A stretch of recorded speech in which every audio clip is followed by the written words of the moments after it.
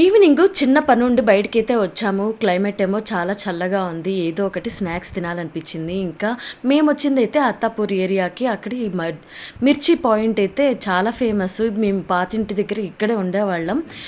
కుదిరితే రోజు లేదు అంటే వారానికి ఒక్క రోజైనా ఖచ్చితంగా ఇక్కడి నుంచి బజ్జీలు తీసుకొని వెళ్ళేవాళ్ళం. అంత బాగుంటుంది.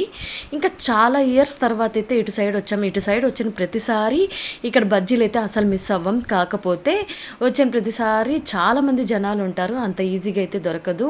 మినిమం 10 to 15 మినిట్స్ అయితే వెయిట్ చేయాలి.